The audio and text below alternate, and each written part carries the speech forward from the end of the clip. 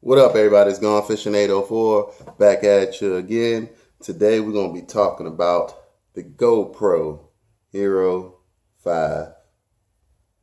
And this thing right here is pretty freaking dope. I done had it for about, let's say, about 6 months, 7 months.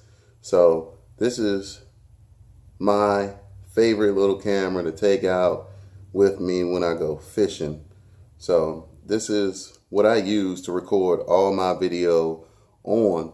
I know a couple people have asked me, what do you use to record your stuff, and what type of settings you use and all of that stuff. So I ain't gonna go too into detail about it. I'm gonna just show you a couple things, show you what I use, and I'm gonna go over some accessories and stuff. GoPro Hero 5 right here. All right, now this thing has all types of settings that you can use.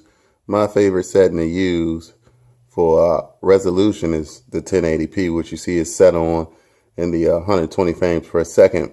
Now, this thing goes all the way to 4K and all the way down to 480.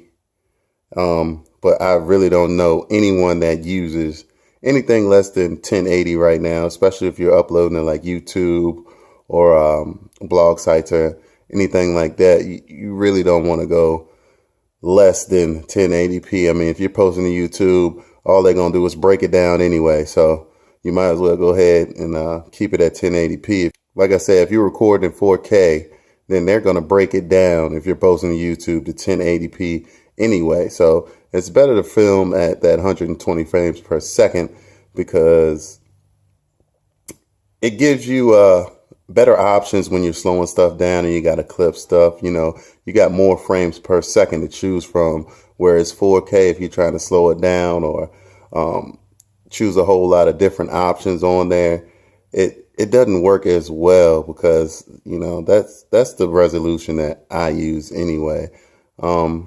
It's got a couple other things on here too, as far as like auto exposure. You can just hit that down and it'll correct everything, or it'll correct what it thinks is right. But you can go in here and you can change a whole bunch of things up.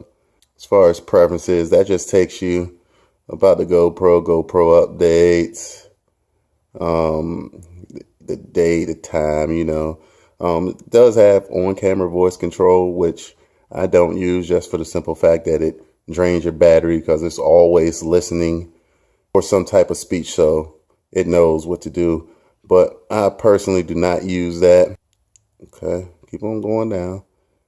Got the auto off within 5 minutes. I definitely want to keep that on because if I'm out there on the water all the time, if I'm not recording, I don't want to waste any of my battery because you only get like an hour and a half battery life out of this.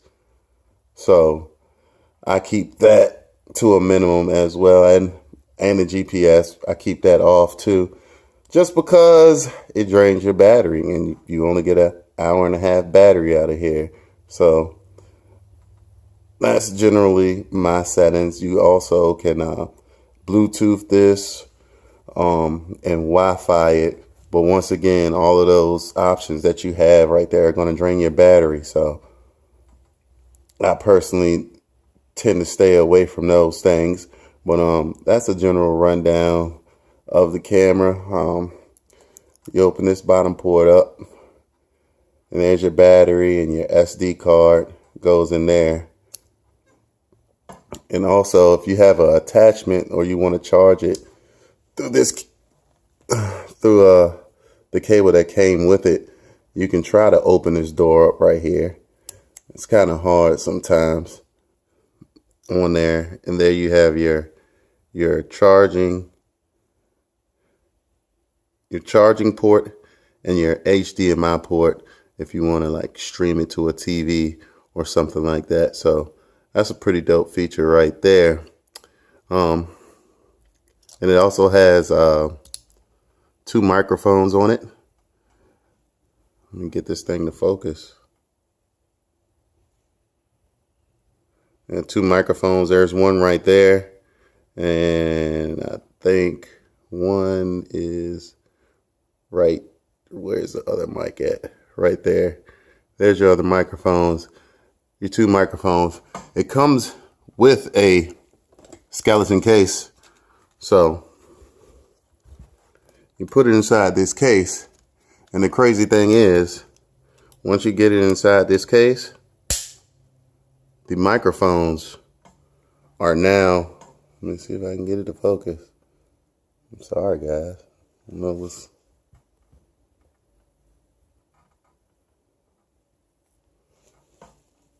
there it goes. So once you put it inside the skeleton case, the microphone port here is now covered. And the microphone here, it has 2 little air holes, but they're still covered up. So the audio on it is kind of crappy. You know, the microphones are decent that they have on it, but I mean, they're now covered up by plastic. So it's going to sound really muffled, really distorted. You're not really going to have any clarity on it at all. I mean, you can hear it, but it's not the it's not what you really want for real if you're recording like bands and stuff like that. But I mean, it is what it is. And then you have also this on-screen display on the front right here, which is pretty dope. You know, it tells you, you know, all the modes and stuff. So if you get really good at it, you don't even have to look at the actual screen. You can just maneuver through it. See, there's your photo. There's your burst. And there is your time lapse. Do not mind this screen right here. This screen is not cracked. It is a protector for the actual screen, so I would not crack it. So that's not the screen crack. That's just the cover for it. So that's another good investment that you might want to make when purchasing your GoPro, is to get you a screen protector. But other than that, I mean, this camera is awesome. I mean, I love it. I carry it around. It's not bulky. It's not heavy. You know, you don't have to carry that big old DSLR around.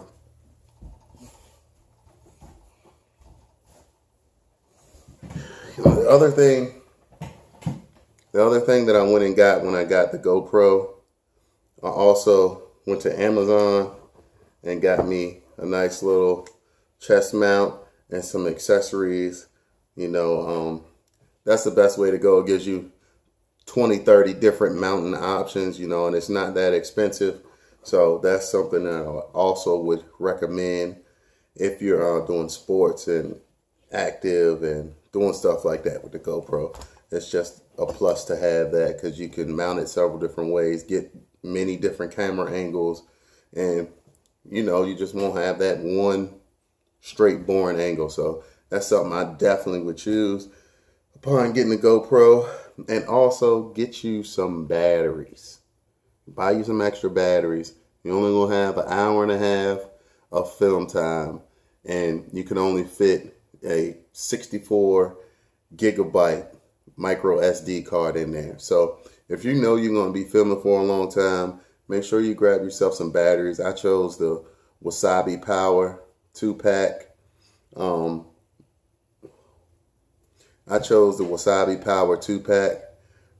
They charge in like maybe an hour and 15 minutes. They'll charge 2 batteries and also get you some memory cards. So you get you some memory cards when choosing your GoPro too. I chose the SanDisk 64 gigabyte Extreme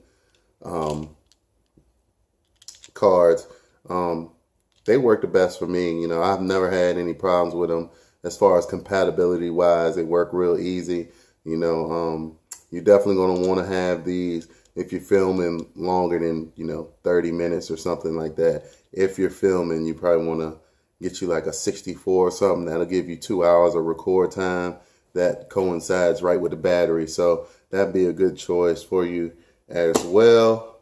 I think that's going to wrap my review up, guys.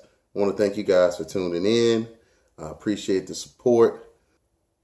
Any questions you have for me, I'll be happy to answer them for you. well, just leave them down there in the comment section. I'll try to get back to you as soon as I can. And everything that I've shown you here and gone through today on this review, I will leave a link for it down in the description. So if you want to get you one or get you any of this stuff, you can go ahead to Amazon and purchase that stuff right there through those links. That's going to do it for me today, guys. I'm signing off. Remember, until next time, keep your lines wet because it's all about the hook set. Later.